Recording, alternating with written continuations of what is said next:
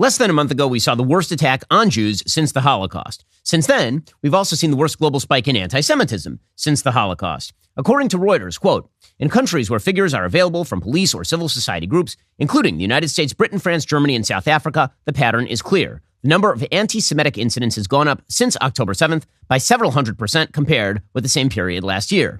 Such incidents range from verbal abuse to threats to property attacks to actual assaults. Some are happening on our nation's campuses. This one happened at Harvard, where the editor of the Harvard Law Review, Ibrahim Bharmal, joined in.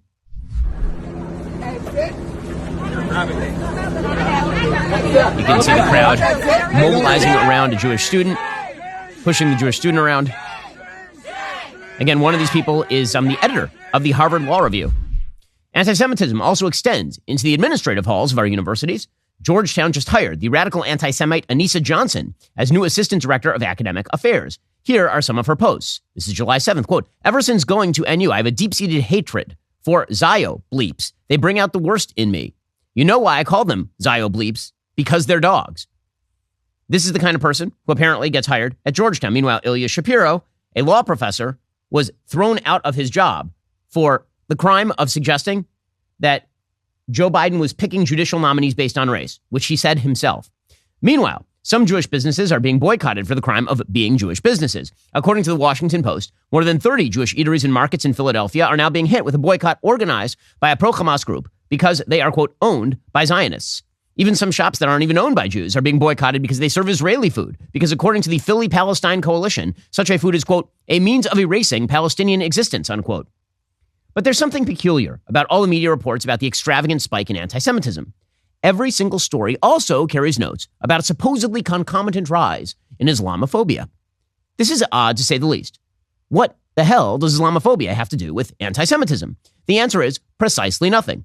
Precisely nothing, that is, unless you wish to suggest that response to anti-Semitism is linked with Islamophobia. That if you wish to oppose radical Muslim anti-Semitism, that, in fact, is an aspect of Islamophobia, which, of course, is precisely what anti-Semites are suggesting these days. Take, for example, Corey Saylor of the Council on American-Islamic Relations. CAIR is the most frequently cited group in America on, quote, rising Islamophobia. CAIR is also a group that, by the way, was an unindicted co-conspirator in the trial of Hamas front charity, the Holy Land Foundation. Saylor himself refuses to condemn boycotts on Jewish businesses. He told the Washington Post, quote, it is 100% on the table to criticize supporters of Israeli apartheid. CAIR itself accuses Israel of, quote, textbook ethnic cleansing and war crime for defending itself, trots out anti-Semite extraordinaire Linda Sarsour, and promotes the Hamas lie that Israel bombed a hospital. Of course, it was Palestinian Islamic Jihad. On October 7th, the date of the Hamas massacre, CAIR National tweeted, quote, we join the American Muslim community in reaffirming our support for the Palestinian people's right to freedom and calling for an end to the Israeli occupation, which sparks the deadly violence that we see again and again, including today. On October 7th, before any Israeli response at all, CAIR also called for an end to American aid to Israel and the Abraham Accords. The group has not offered a single word condemning Hamas. In other words, CAIR is anti-Semitic. Good thing the Biden administration infamously invited CAIR to participate in its national anti-Semitism strategy back in May. CAIR is, by any stretch of the imagination, a giant fomenter of anti-Semitism. But that, of course, is the point of focusing on supposed Islamophobia. The goal is to treat response to anti-Semitism as a form of Islamophobia. So, for example, Saylor claims it is Islamophobia to publicize the names of students who signed petitions siding with Hamas, while simultaneously claiming it's not anti-Semitism to boycott Jewish businesses because they're Jewish. Fascinating. Columbia University is playing the same game. The president of Columbia University sent out a letter yesterday praising the, quote, persistence and perseverance of students who have signed letters supporting Hamas after their names and faces have been shown publicly. Opposing Hamas means Islamophobia, apparently. The legacy media feel the same way, too. That's precisely why, since October 7th, the media have rushed to link anti-Semitism and Islamophobia, as though the two phenomena are part of a cycle of hatred. That's a disgusting wrong take that excuses anti-Semitism through false charges of Islamophobia. But it's an extraordinarily common take on the left these days. One variation on the theme comes from Alexandra Ocasio-Cortez, who has now emerged as one of the nation's leading anti-Semites. She now accuses the American Israel Public Affairs Committee of, quote, being an extremist group, attempting to undermine American democracy and targeting members of color. Yes, those wily Jews and their dirty shekels are clearly the problem as anti-Semitism around the nation spikes. They must be stopped, according to AOC. The Biden administration itself is falling into the trap of linking anti-Semitism and Islamophobia, a link that has the purposeful goal of demonizing opposition to Hamas. Fearful of their own base, the Biden administration announced yesterday a White House national strategy to combat Islamophobia. Again, in the middle of the worst spike in anti-Semitism of my lifetime or my parents' lifetime. Karine Jean-Pierre explained, quote, "For too long, Muslims in America, and those perceived to be Muslim, such as Arabs and Sikhs, have endured a disproportionate number of hate-fueled attacks and other discriminatory incidents. In actuality, Sikhs are targeted far more often than Muslims, according to the FBI, despite representing just a few 100,000 people in the United States. Jews represent around 60% of all victims of federally monitored hate crime, despite representing about 2% of the American population. But Islamophobia is the real issue. Here was Vice President Kamala Harris announcing the new initiative yesterday. As a result of the Hamas terrorist attack in Israel and the humanitarian crisis in Gaza, we have seen an uptick in anti-Palestinian, anti-Arab, anti-Semitic, and Islamophobic incidents across America, including the brutal attack of a Palestinian-American woman who was Muslim and the killing of her 6-year-old son. A senseless act of violence that the Department of Justice is investigating as a hate crime. For so many people in our nation, the past few days and weeks have brought about all too familiar fears. Fears that they will be targeted, profiled, or attacked simply because of who they are, how they worship, or how they look. Again, linking these two things is ridiculous. The case that she cites, by the way, which is a horrifying crime against a Palestinian-American mom and her child. Horrifying crime, condemned by literally everyone. You can't find a Jew in America who won't condemn it. However, you can find Care National that will not condemn Hamas. So why is the White House playing this game? Because they're attempting to buy back the support of radical Muslims across the United States who are enraged that the White House has sided with Israel instead of Hamas. The latest polls show that nearly 6 in 10 American Muslims agree that Hamas was justified in attacking Israel as part of their struggle for a Palestinian state. The White House is trying to buy off the Hamas fans by jabbering about the supposed victimhood to which those Hamas fans are subjected. It's perverse. It continues to drive a false narrative that opposition to Hamas and opposition to Hamas fans is opposition to Muslims more broadly, a proposition that Muslims themselves should reject, although we're still waiting for a lot of people to do so. The moderate Muslims have been conspicuously silent. If the Biden administration feels the necessity to keep radical Muslims in their electoral coalition by pandering, that says something pretty nasty about their moral stature in fighting anti-Semitism, as they claim they actually want to do. In just 1 second, we'll get to the situation in Britain, which is going to become a lot worse over the course of the next few weeks. First, got to tell you, it's been a very stressful period. Been traveling a lot. It's hard for me to get my fruits and veggies. I don't like the veggies all that much to begin with. This is why I've been relying on Balance of Nature. Balance of Nature fruits and veggies are a great way to make sure you're getting essential nutritional ingredients every single day. Balance of Nature uses an advanced cold vacuum process that encapsulates fruits and veggies into whole food supplements without sacrificing their natural antioxidants. The capsules are completely void of additives, fillers, extracts, synthetics, pesticides, or added sugar. The only thing in Balance of Nature's fruit and veggie capsules are, well, fruits and veggies. There's never been an easier way to make sure you're getting your daily dose of fruits and veggies. Balance of Nature sent a bunch of fruit and veggie capsules down to the studio for my team to try. Everybody is feeling brighter, more energy, healthier. I love Balance of Nature because it helps me make my busy schedule a lot more manageable. Go to balanceofnature.com, use promo code Shapiro right now to get 35% off your first order as a preferred customer. And I've been using Balance of Nature myself. It's great. Go to balanceofnature.com, promo code Shapiro for 35% off that first preferred order and get the healthy nutrients that you require to get you through the day. Balanceofnature.com, promo code Shapiro. Okay, so over in Britain, a lot of this is going to come to a head because apparently there is a planned pro-Hamas rally, a 1 million-strong march in favor of Hamas, and of course against those horrible Jews who are defending themselves in Israel. They're going to do it on Remembrance Day. According to the UK Express, an MP has now called for the military to be drafted in to keep the peace in London after it emerged that these protesters are organizing their march on Remembrance Day. The planned day of the protest, November 11th, will clash directly with this year's Remembrance Day. It comes a day before the annual Cenotaph Memorial for Remembrance Sunday.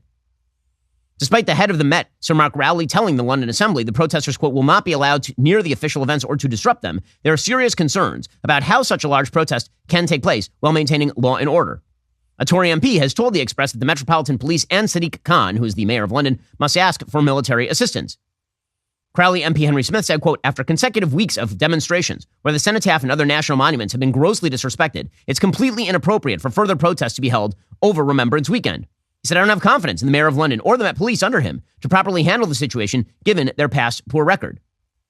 And that, of course, is exactly right. I mean, the fact is that the West imported a huge number of radical Muslims who hate Jews and hate the West and who have been taking advantage of the great material beneficence of the West to live there. That's not every Muslim. There are many Muslims who are happy to live in a place like Britain or like the United States and who are happy to engage with Western countries and imbibe from the well of Western values. There are many of those people. They're just not the people who are marching in favor of Hamas. And those people, there are a lot of those people. And trying to pretend that that's not happening in the face of images that are extraordinary from places like London or from America's college campuses, that is absolutely foolhardy. Now, what's amazing about all of this is that because the media have basically taken the side of Hamas in this conflict, which was the most predictable thing, they swiveled directly from, we can't believe this atrocity that Hamas created, to Israel is committing atrocities every single day. It's absolutely terrible. It's the occupation two-state solution. Like just parroting every Hamas talking point.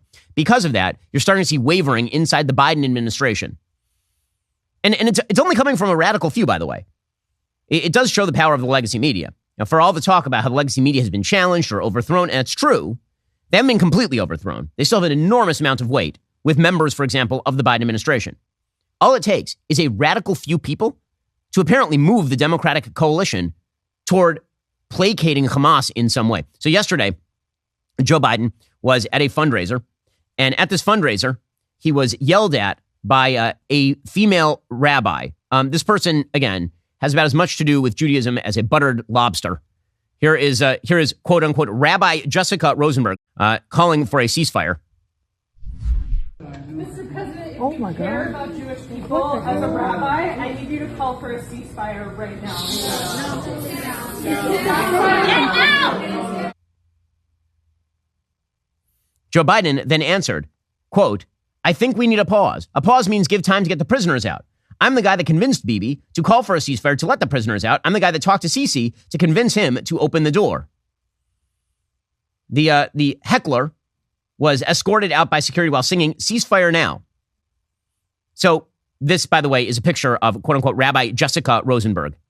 So yeah, just like a normal rabbi. You can see this person probably has a rabbinic degree from Yeshiva University, from REITs. This person obviously is knowledgeable in all aspects of halakha. I mean, except for every single aspect of halakha. But sure, this a posek, a gadol hador over here. I know it's a lot of Hebrew for people who are not inside the Orthodox community, but everybody who's an Orthodox fan right now is laughing because that's an absurdity piled on top of an absurdity. What's amazing, though, is that the Democratic Party seems increasingly interested in ignoring its own voters. I mean, the reality is that young voters in America, Democratic young voters, are against Israel, but everybody else in the United States is very much in favor of Israel wiping away Hamas. In fact, polling data from Echelon Insights, quote, who do you think is mostly responsible for civilian casualties in the Gaza Strip? Total number, 64% Hamas, this is in the battleground states, 64% Hamas, 14% Israel, 22% unsure. I mean, that is strong support. That is very, very strong support for Israel in the battleground states. This is a popular position. In fact, even among demographic groups that the Biden administration is going to disproportionately rely upon, say, for example, black voters. Black voters support Israel over Hamas in who's responsible for the civilian casualties. They say Hamas, 44% to 20%. In fact, even among young voters who are supposedly Biden's core demographic, 30% of people aged 18 to 29 say Hamas, 24% say Israel, 46% say unsure. Now, as per our usual arrangement, the older you get in the United States, apparently age does confer wisdom. If you get to the 65 plus crowd, 83% say Hamas is responsible for civilian casualties. Only 4% say Israel. Again, demonstrating that young people in the United States are unbelievably ignorant and stupid. But we knew that anyway, by the way. There's a hilarious video going around that I'll play for you in a moment, demonstrating just how little people know about anything when they say that they support Hamas or support, quote unquote, free Palestine from the river to the sea and all this nonsense. First, there's a lot at stake in the next election. So don't be a chicken and shop at a grocery store like usual. Instead, head on over to Good Ranchers.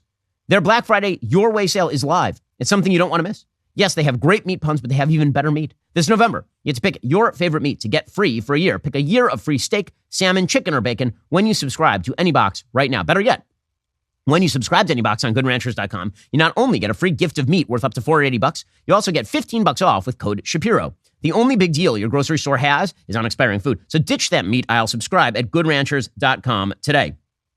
So actually, Good Ranchers recently sent me a custom all kosher box with kosher salmon. I got to tell you, it's awesome. It's really good. Now, yours isn't going to be kosher, but you don't need it to be kosher probably. So that means you're really going to enjoy it. It's really good. In fact, I was just told by Kelly that while she was out of town, while we were on this British tour, it turns out that her husband ate through the entire Good Ranchers package. So congratulations to him.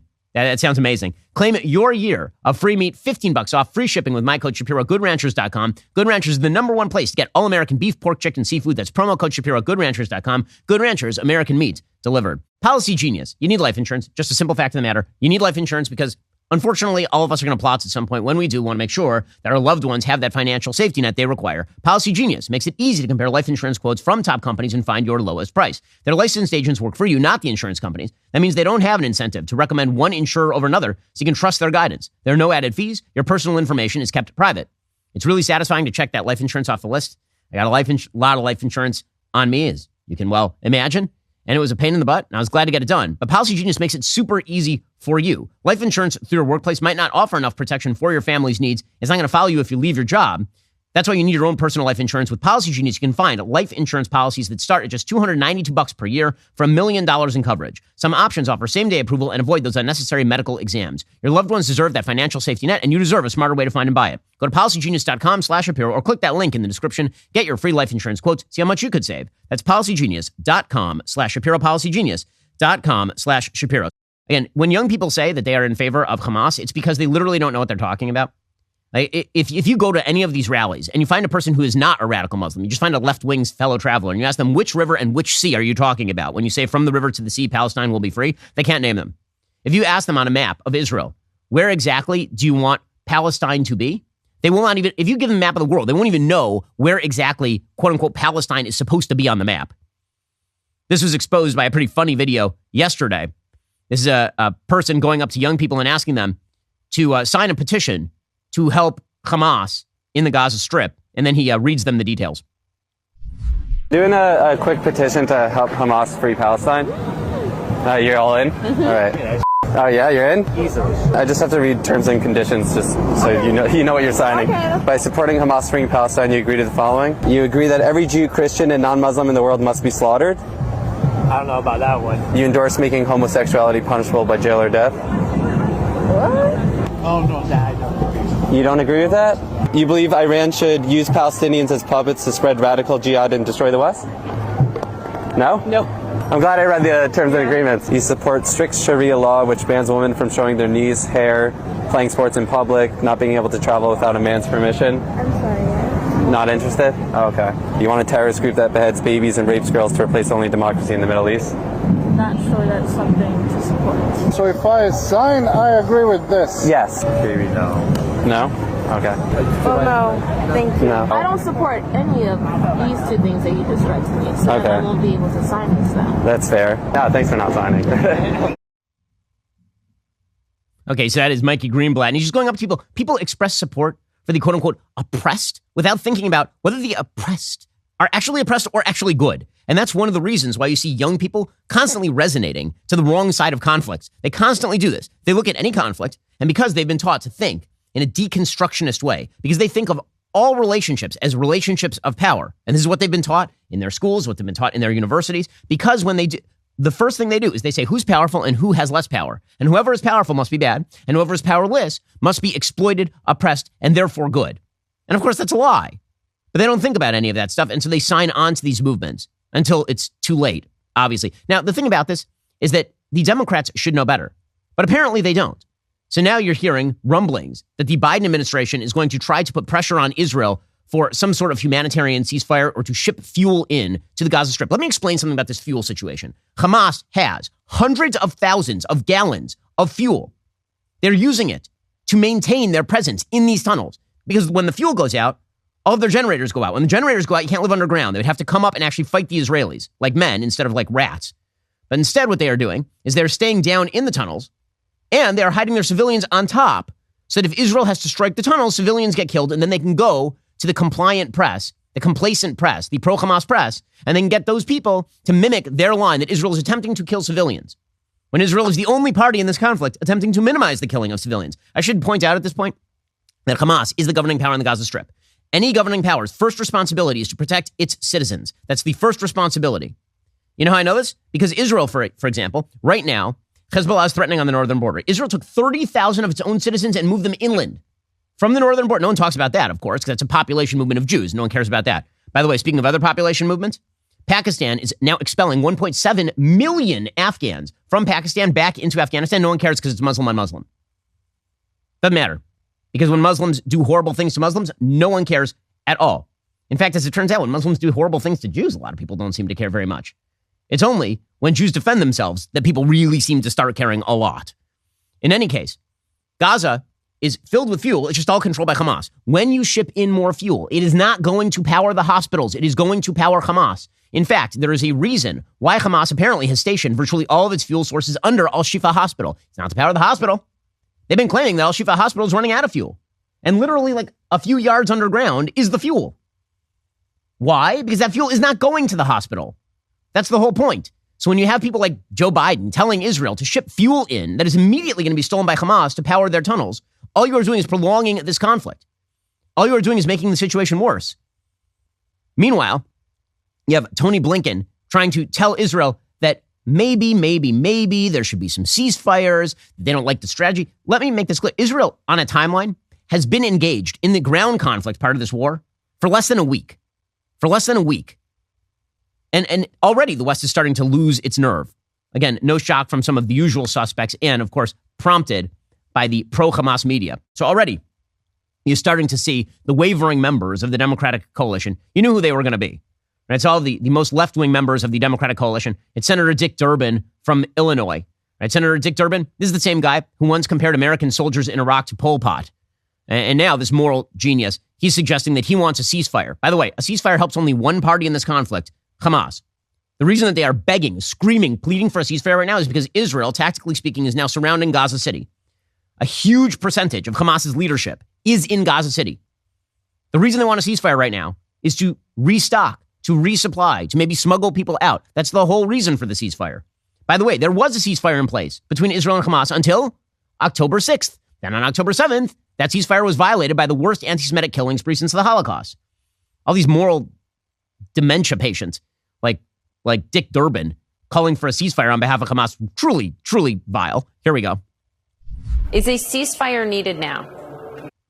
I think it is, at least in the context of both sides agreeing. For example, the release of those who have been kidnapped should be part of this, immediate release. That should be the beginning of it. An effort should be made to engage in conversation between the Israelis and the Palestinians. Let's face it, this has gone on for decades. Whatever the rationale from the beginning, it has now reached an intolerable level. We need to have a resolution in the Middle East that gives some promise for the future. What? It's reached an intolerable level? Which part was the intolerable part? The part where they slaughtered 1,500 Jews and took another 200 prisoner? Killed a bunch of foreign people as well?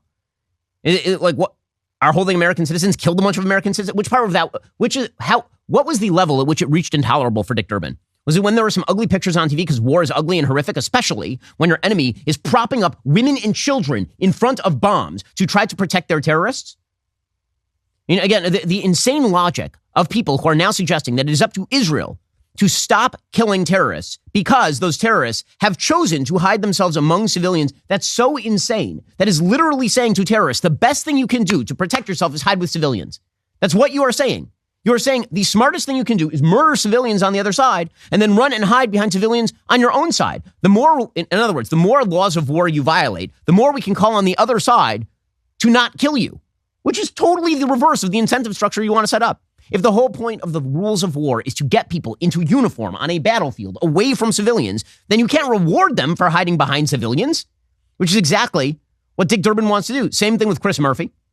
Chris Murphy, of course, is the ridiculous senator from Connecticut. He's always been really soft when it comes to Israel.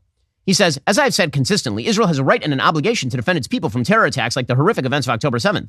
The Hamas terrorists who planned and executed those attacks must be held accountable, and the ability of Hamas to carry out similar attacks in the future must be eliminated. It's time for Israel's friends to recognize the current operational approach is causing an unacceptable level of civilian harm and does not appear likely to achieve the goal of permanently ending the threat from Hamas. That's from Chris Murphy? Okay, like military advice from Chris Murphy? I'm just wondering, who knows more about military battle in the Middle East? Chris Murphy or the entire IDF.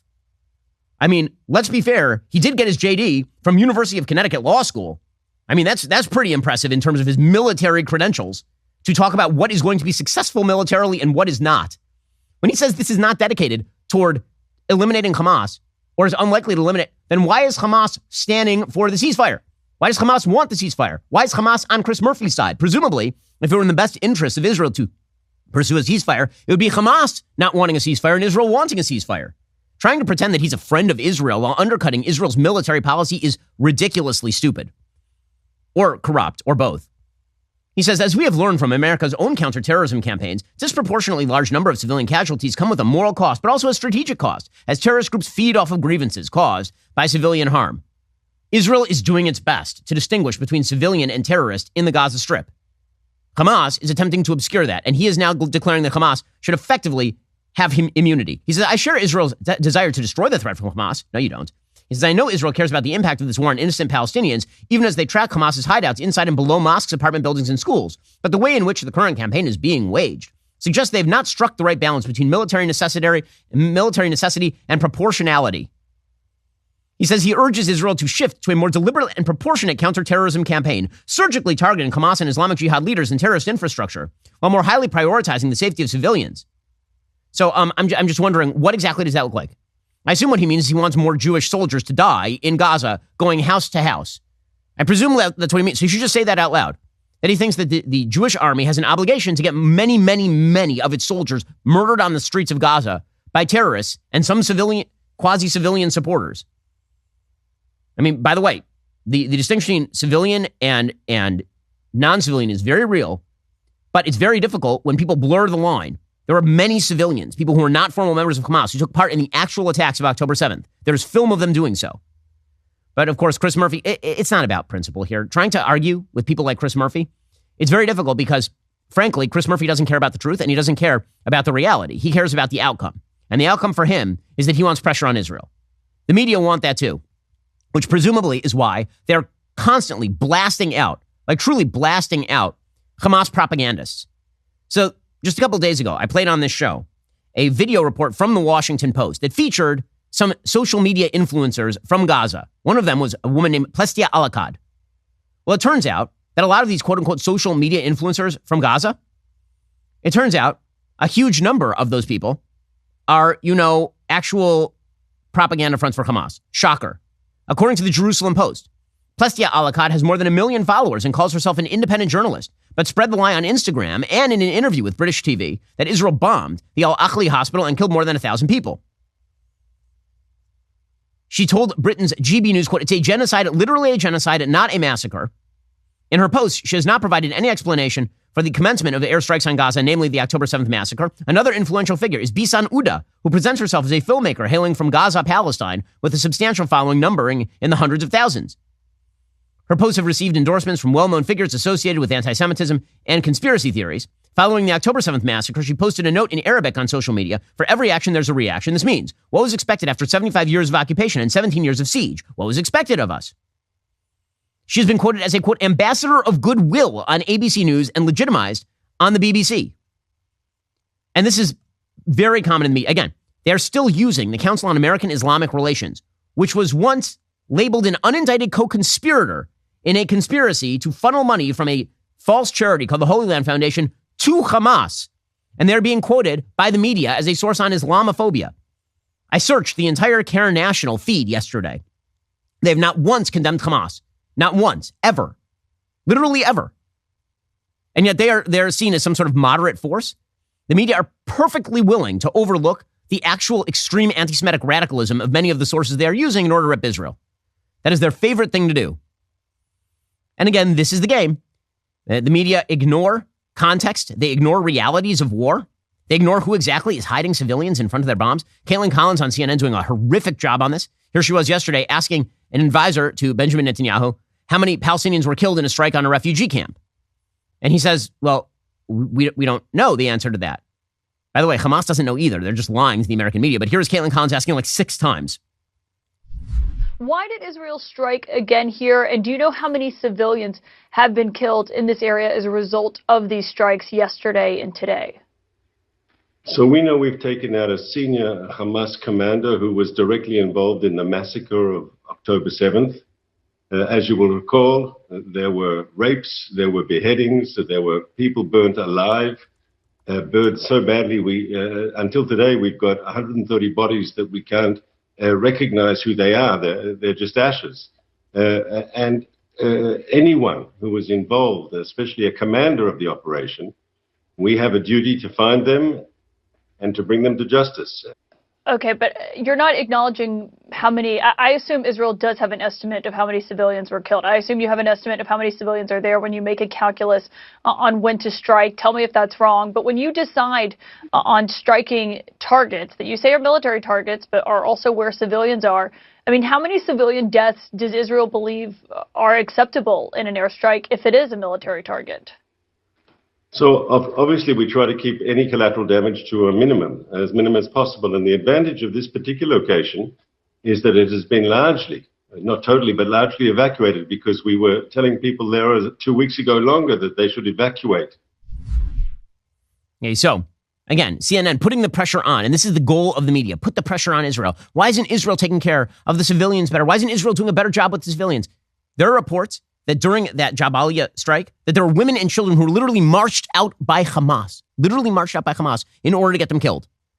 This is not a surprise. They say this crap openly. Again, it would be one thing if I were alleging it. It's another thing for Hamas to just say it. And they constantly say it. And then everybody just ignores it. It's unreal. It's unreal. This is why you can hear there's frustration in my voice. Because there's been frustration in my voice for a month. Why? Because usually I'm in the business of trying to provide what I think are reasonable arguments to generally people I think are reasonable and are able to hear reasonable arguments. And if I'm wrong, I'm wrong, but we can make reasonable arguments and we can disagree on these things. When Hamas says a thing, and then I repeat that they have said the thing, and then people say, I don't care whether Hamas said the thing, doesn't matter, it's Israel's fault. Or, sure, Hamas said the thing, but they don't really mean it deep down. Or, sure, Hamas said it, and they really mean it, but the real reason is that it's the Jews, after all. You're no longer engaged in anything remotely resembling a rational conversation. You're engaged in a propagandistic effort to prop up a genocidal Jew-hating group that openly declares its desire to exterminate Jews. And then you expect people to have arguments with that. There's no way to have an argument with that position because that's not a rational position. And it's not a position that's capable of being breached by rational thought. That's the part that's extremely hard. But you're seeing it all over the media from supposedly rational people. You've got Ezra Klein, who's declaring that what's going on in Gaza, it's like 400 9/11s. Well, I'm sure that statistically that's true. You know who could stop that? Hamas. Tomorrow. Why don't any of you people just call for Hamas to surrender? It's amazing. You can't get a single one of the people who are decrying the horrors happening in Gaza to say that Hamas should just surrender. It will end literally tomorrow if Hamas surrenders. They're holding 242 hostages right now, including dozens of small children, babies, 9-month-olds. And they murdered 1,500 people in their beds, in peaceful civilian villages. And your idea is that it's Israel's fault? And so all we're supposed to look at are the casualty numbers that are created by Hamas, specifically so you will do this. It's just Hamas agitprop out of the mouth of mainstream media reporters. Palestinian health officials say that more than 8,000 Palestinians in Gaza have been killed since October 7th. And I want to note here that there is a fog of war. It is possible these numbers are wrong. It is also, of course, possible that particularly by the end of this, these numbers will be much higher. But if you take something like the 8,000 number is right, well, then one way the horror of October 7th was driven home, one way its scale was driven home to Americans, was to put it in terms of 9/11s. Adjusting for population, Joe Biden said it was like 15 9/11s. If you take that same math, then Gaza's experienced so far around 400 9/11s. Again, just strip it of context and just give casualty numbers without noting who's responsible for the thing. Again, as I've said, I said this at Oxford, I said this at Cambridge. You know, if all you look at is disproportion in casualty numbers, then every American war, every Western war of pretty much all time, the West was wrong. Because it turns out that during World War II, you know who died the most? Germans. If you look at the British and the Americans versus the Germans, lots more Germans died than British and Americans. Because that's sort of the point of the war, is to win the war. You don't tend to win the war by losing more people. Like literally the only nation on earth that tends to lose more people and win wars is Russia, because they just throw endless masses of bodies at every single war, historically speaking. But generally speaking, when you win a war, that does involve a lot of death on the other side. And that's even when the other side is not hiding in civilian areas. How much worse is it when the other side is deliberately hiding in civilian areas? And yet the media strip it all of context. Meanwhile, you got the UN, the disgusting Mos Eisley of the UN, saying that all this might be a war crime. Then when confronted with the actual realities of war, then they say, oh, well, no. Actually, you know what? I don't want to talk about that. What's amazing about this is, I'll show you in a second, is that the legacy media just mirror, like the perspectives are indistinguishable from the perspectives of people who stand for Hamas. From the perspective of people who create a moral equivalence between Hamas and Israel and who lie for a living. I'll get some more on this in just 1 second. First, these days I'm spending a lot of time praying. Gotta be honest with you, it's a rough world out there, obviously. I spend a lot of time praying. We in the Jewish community pray a minimum of 3 times a day, but everybody should be checking in with God regularly. Take a moment to acknowledge his generosity, even in the hardest times. Hallow can help you do that. Hallow is an incredible app that offers a unique approach to prayer and meditation. Unlike other meditation apps, Hallow is tailored specifically for people of faith to deepen their relationship with God. The Hallow app is filled with studies, meditations, and reflections rooted in Judeo-Christian prayer practices. You can pray alongside Mark Wahlberg, Jonathan Rumi, who portrays Jesus in The Chosen, even some world-class athletes. You can access the #1 Christian podcast, The Bible in a Year with Father Mike Schmitz, on Hallow. With features like progress tracking and streaks, Hallow helps you stay motivated and make prayer a regular part of your daily routine. Set prayer reminders, invite others to pray with you, track your progress along the way. If you're looking to deepen your relationship with God and improve your mental and emotional well-being, you should try Hallow for 3 months free at hallow.com/Shapiro. You got nothing to lose, except, maybe some of your doubts and some of your anger. Go to hallow.com/Shapiro. Again, that's hallow.com/Shapiro. Also, let's talk about something fun, something good that you can do for the world right now. How about get your kids an outlet that they can actually watch and it's safe? This is why we here at the Daily Wire created BentKey. It's our brand new kids entertainment platform. There's finally an answer for those of us who are looking for kids programming that we can trust. It's an entirely new company from the Daily Wire. It's dedicated to creating the next generation of timeless stories that transport kids into a world of adventure, imagination, and joy. BentKey is available to download right now. If you're already a Daily Wire Plus member, you already have access to BentKey. That's a $99 value you get completely free. Just download that app, start streaming right now. If you're not a member, there's never been more value to joining than right now. You get all of the Daily Wire Plus content you know and love, plus BentKey, no additional cost. Go to dailywire.com/subscribe right now. Start streaming the next generation of kids' entertainment. One of the truly amazing things about our disgusting legacy media is that these supposed objective arbiters of truth and reality, they just mirror the perspectives of the most radical members of the decolonized coalition. So I've talked on the show over the past couple of weeks about the philosophy that links, for example, Black Lives Matter with the from the river to the sea people. Like, what do those people have in common? Why are there queers for Palestine? Why are all these people marching in the same coalition? And the answer is because they hate the West, and they think the West is truly, truly a horrifyingly bad place. The leader of that coalition in the United States for a long time was Ta-Nahasi Coates, and he was treated with this sort of bizarre reverence and respect despite the fact that he's a garbage writer. I'm sorry. I'm just going to put it out there. He's not a good writer. He's incredibly purple. He's been wildly overrated. I won't even say that he's a poor man's James Baldwin. He's like a dead man's James Baldwin. He doesn't have any of the skill. He's not a good debater. He is not a good thinker. He's not a good writer. There's literally nothing appealing about him other than he uses purple language. Also, dude really, really stands for Hamas. Why? Because again, oppressor versus oppressed, colonizer versus colonized, and all the rest of this. So yesterday, and as I've said before, the broader philosophy that is worth noting here, the broader philosophy is hatred of the West.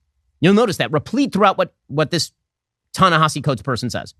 Not a shock. Again, he wrote in his own book, a book celebrated by our legacy media, who are on the same side. He wrote in his own book that on 9/11, he sat at the top of his apartment building and watched the towers burn and smoked a blunt and felt nothing. He literally writes that in his own book because that's how much he hates the country.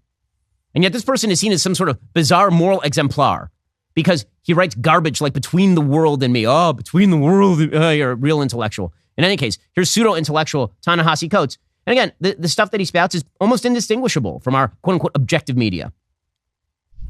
We have to stand on principle. And if I'm a latecomer to the Palestinian cause, I'm also a latecomer to the cause of nonviolence. But I'm here now, and knowing what that has meant to our history. Sorry, can you pause it there for a second? He's a latecomer to the cause of nonviolence.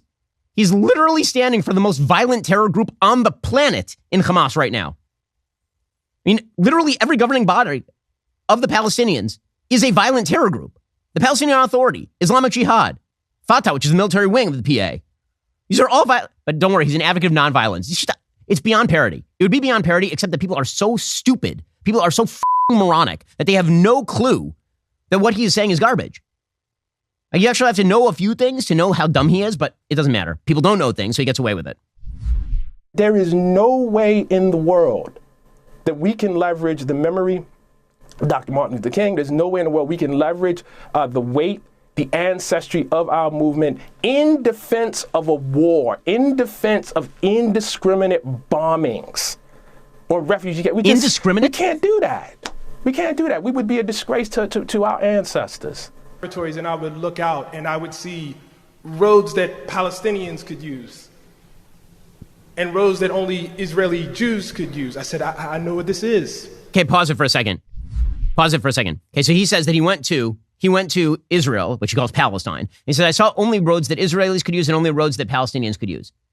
Actually, that's not true. There are roads that both Palestinians and Israelis can use. Those are the ones owned by Israel. You have to get through a checkpoint so Israel can make sure that you are not a terrorist. And then you are free to use it as a Palestinian or Israel. And then there are only roads that Palestinians can use. So in fact, there is no road that only Israelis can use.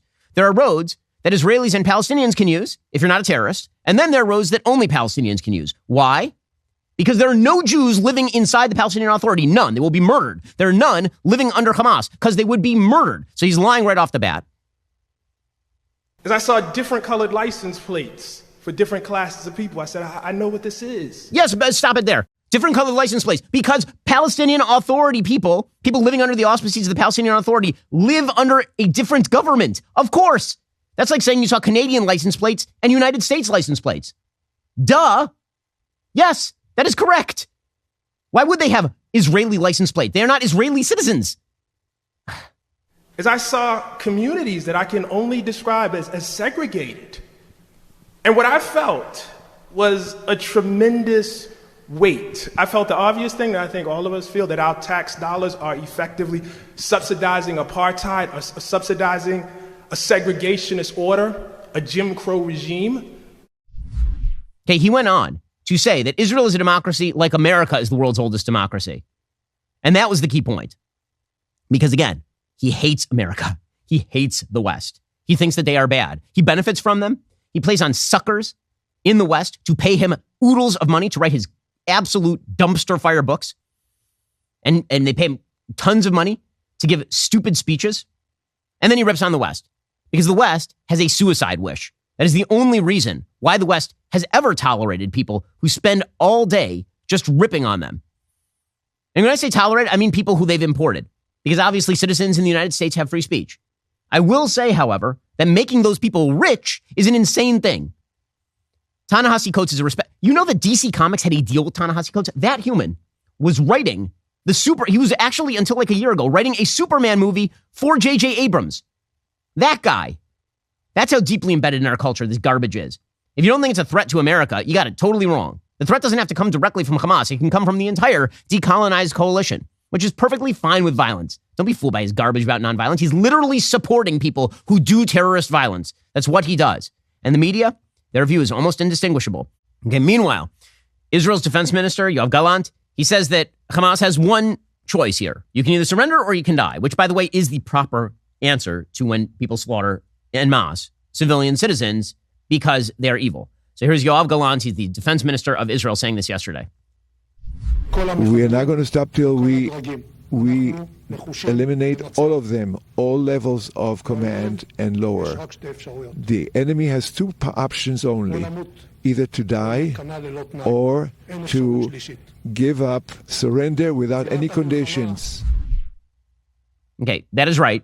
Meanwhile, Hassan Nasrallah, who is the head of Hezbollah, he was supposed to make his first sort of live in-person appearance in Lebanon in years because he's been hiding in a bunker somewhere while he watches people get killed on the northern border of Israel for a very long time. He didn't. He gave his speech. It was a recorded speech from a sewer somewhere. And in his speech, he, of course, called the attacks on Israel heroic. So just a reminder, Hezbollah is an Iranian-backed terror group armed with 150,000 rockets minimum pointed into the north of Israel, which is why there are currently 30,000 Israelis who are not living in their homes in northern Israel. The big question of the day was going to be whether Hassan Nasrallah led off a new Hezbollah-led war. My prediction had always been that that would not happen because Hezbollah understands that, especially with 2 American aircraft carriers stationed off the coast, if they start a war in Israel's north, they just will not exist.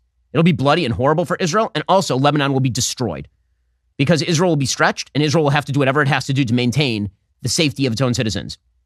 So Nasrallah is basically mouthing off. From what I can tell at this point, he's going to continue to try to draw forces north away from the Gaza Strip, but it seems unlikely that he is going to push too hard to that he was going to push too hard to go directly into war. So that is the situation in terms of Israel and the Palestinians and Hezbollah and all the rest. We'll see how it develops over the weekend. Meanwhile, in the House of the United States government, there has been a vast disagreement about how to fund Israel. So you have the Biden administration, which is trying to lump together a bunch of things. They're trying to lump together Ukraine aid. They want $60 billion more in Ukraine aid, some $14 billion in aid to Israel, a few $1 billion for border security, and like $7 billion for Taiwan. And they're trying to lump all that together in a $105 billion package. Well, Mike Johnson, the new Speaker of the House, he pushed forward and then passed an Israel-only bill. And the Israel-only aid bill is just aid to Israel, and he does it by taking money away from the IRS.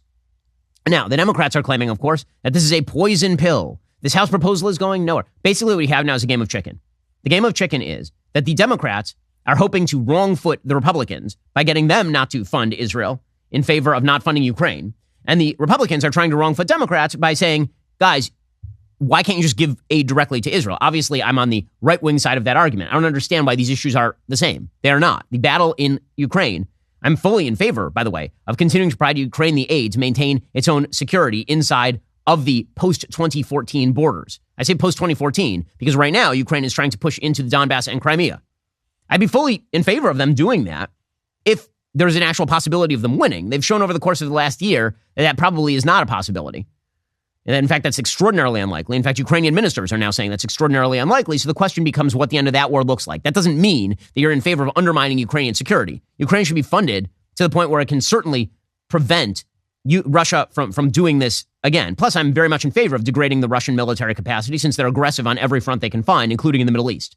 So drawing Russian resources into battle in Donbass or Crimea is fine with me. I don't have a generalized problem with that, but $60 billion is a lot of money. Okay, so that is a different issue, and it's a slightly more complex issue than the issue of funding Israel in attempting to exterminate an actual terror group, Hamas, which it can do and is achievable, very achievable. Okay, so separating off the two causes makes a lot of sense, but both sides are now accusing each other of putting poison pills in their bills to wrong foot the other. The poison pill for the Republicans is apparently that they're trying to defund the IRS in order to do this, so Democrats are mad about that. Here was Chuck Schumer saying that. The Democratic Majority Leader has already declared his verdict on the proposal. The House GOP proposal is not going anywhere. It's dead before it even is voted on. Okay, so he says that's going nowhere, but the question is going to be whether the reverse is true, whether the Senate proposal, which is the giant $105 billion proposal, whether that gets rejected by the House. And so basically we now have a game of chicken. As I say, I think the next step for Mike Johnson is probably to disconnect the Israel aid from the IRS defunding. Right? I think that again would wrong for Democrats. And it's like, okay, fine. You don't want us to, you love your IRS so much, fine. We'll just take that out. And here's the Israel aid. Just pass it. No poison pills, nothing. Like a clean Israel aid bill. That'd be very hard for Democrats to reject. I assume that's the next step that Johnson is going to take if, in fact, the Senate and President Biden decide to veto. Biden has threatened to veto this particular proposal. It'll be interesting to see whether he does veto that particular proposal in favor of we need to cram down aid for Ukraine in the middle of all this. Okay, in other non-Middle East related news, apparently Sam Bankman-Fried, you remember him, he was the FTX founder who basically bilked people of billions and billions of dollars, like robbed Peter to pay Paul. Is essentially a giant pyramid scheme. Well, a jury has now found Sam Bankman-Fried guilty on all 7 criminal counts against him. The FTX founder faces a maximum sentence of 115 years in prison. Attorney General Merrick Garland said in a statement, Sam Bankman-Fried thought he was above the law. Today's verdict proves that he was wrong. So he was a person who believed that his political connections were going to allow him to get off scot-free. He was the biggest single Democrat donor in the last election cycle. Other members of FTX gave some money to Republicans as well. The government flipped a bunch of people against him, including his ex-girlfriend, Caroline Ellison, and the former head of Alameda and FTX co-founder, Gary Wang, who's Bankman-Fried's childhood friend from math camp. Both pled guilty in December and then cooperated as witnesses for the prosecution to get off easier. As CNBC says, the central question for jurors to consider was whether Bankman-Fried acted with criminal intent in taking customer funds from FTX and using that money to pay for real estate venture investments, corporate sponsorships, political donations, and to cover losses at Alameda after crypto prices plunged last year. There was $10 billion in customer money that went missing. So Bankman-Fried now awaits sentencing. We'll see how long he ends up going to jail. Now, one of the things that's so funny about the whole Sam Bankman-Fried situation, as we talked about when this story first broke, is that Sam Bankman-Fried had built his entire persona around quote unquote effective altruism. And the idea was, if you give me a lot of money, if you give me tons of money and I'll spend a lot of that money on politics. I'll spend a lot of that money on the causes that you love most. I'll be really rich and then I'll spend. Now, the basic idea, which is that one of the great aspects of capitalism is that when people become rich, they can give a lot more charity. That's true. I give a lot more charity now when I make a lot more money than I did 15 years ago when I made a lot less money. However, the basic hiding behind altruism in order to justify his own business malpractice and his political payoffs and all the rest was one of Bankman-Fried's favorite things. And he was made a hero for this. He was put on the cover of magazines. He had Jim Cramer praising him to the skies. Again, he briefly held the title of the world's richest 30-year-old. He had an estimated net worth of $20 billion. And in one of the ways he distinguished himself from his competitors was how altruistic and magical he was going to be. He was going to just spend money on the things that mattered most. And he took a bunch of people in. According to a columnist at CoinDesk, despite the wreckage he caused and the accompanying failure to do good, there remain numerous voices sympathetic to SBF. Chief among them is well-known author Michael Lewis. Throughout his new book on SBF and FTX, Going Infinite, he paints a portrait of SBF as a misunderstood genius whose intentions were pure.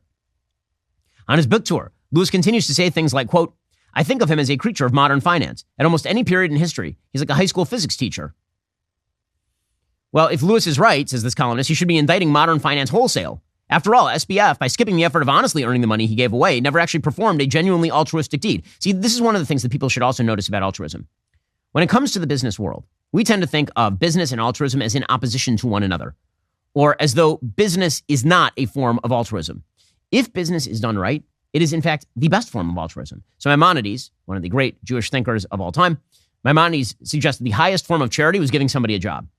That was the highest form of charity, not giving them money, giving them a job. Why? Because it turns out that the most good that you do for the world is a sustainable method for generating things that are good for other people. You know what we usually call those? Markets. Right? Markets are usually where you generate a sustainable, repeatable method of doing a good thing for another person. If I give charity, eventually, if I don't earn more money, the charity runs out.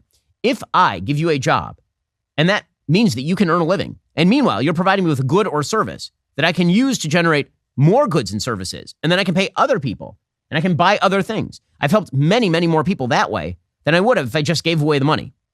Just giving away the money in some cases is obviously justified. There are people who can't work. There are people, children, orphans. This is why the Bible focuses when it talks about the sort of class of people who require charity on widows and orphans.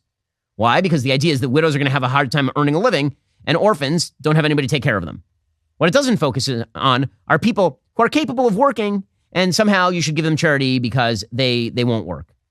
Or the idea that charity is supposed to be specifically designed at causes that could be better done in a sustainable way. You want to talk about sustainability? Markets create sustainability. Charity is generally non-sustainable. This is interesting, for example, socialism and capitalism. Socialism is how do I redistribute everybody else's money? Capitalism is how do I create entirely new lines of business, thus to support money earning by millions more people, which is why when capitalism is tried, it succeeds. And when socialism, the best you can talk about with socialism is redistributing the gains. That's all you can talk about. That's why the quote unquote social democratic nations in Northern Europe are very capitalistic in the way they pursue business. And then they just have very, very strong welfare structures on top of that. But if the entire system, obviously, were nationalized systems, the entire thing would collapse. It would look like the USSR, which is why it's always been a lie to suggest that countries in Northern Europe are predominantly characterized by their socialism. They're not. They're predominantly characterized by their capitalist business structures. The heads of the government of Denmark have said as much. When you call them socialists, they get annoyed. They're like, what are you talking about? There's no nationalization of resources here. There's redistribution of some resources at the top level in the same way that they have a mixed economy, in other words, the same as the United States. It's just that their mixed economy happens to be significantly smaller. Their population tends to be significantly more homogenous. And their redistributive weight tends to be greater. But the sort of point of Sam Bankman-Fried is that when you place altruism in differentiation from business, you end up being a bad business person. You end up treating business as though business is the dirty part and altruism is the good part, when that's wrong. I've said this before and I'll say it again. Bill Gates did more for the world by creating Microsoft than he has in giving away his billions of dollars to charity. Why? Because he has led to the employment of probably hundreds of thousands of people, not just directly at Microsoft, but indirectly through his software. That is a massive good to the world. And we tend to think of we judge people based on their intent. And the intent, if your intent is pure, that means that your action is more beneficent. And that's wrong. That's just not true. If I intend with this $1 donation to do something good, it's just out of my pocket, no benefit to me, here's $1, I've done significantly less good than we do at this company, which has employed 300 people. Alrighty, folks, the rest of the show continues right now. You're not going to want to miss it. We'll get into the 2024 race. If you're not a member, become a member. Use code Shapiro at checkout for 2 months free on all annual plans. Click that link in the description and join us.